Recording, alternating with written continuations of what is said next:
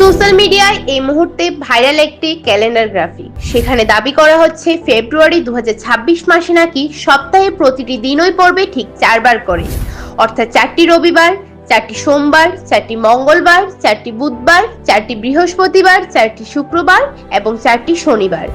Net দুনিয়ায় ইতিমধ্যেই এই তথ্য ঘিরে শুরু হয়েছে ব্যাপক আলোচনা। ভাইরাল পোস্ট অনুযায়ী 2026 সালে ফেব্রুয়ারি মাসে মোট 28 দিন থাকছে এবং মাসটি শুরু হচ্ছে রবিবার দিয়ে।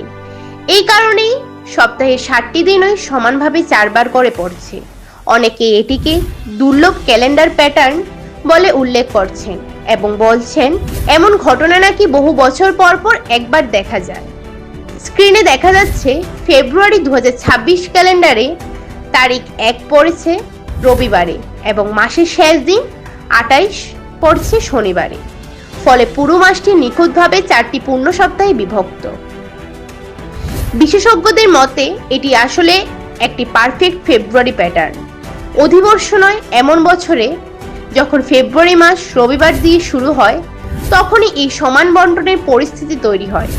যদিও বিষয়টি বিরল মনে হলেও ক্যালেন্ডার সাইকেলের নির্দিষ্ট ব্যবধানে এমন বিন্যাস আবার ফিরে এসেছে।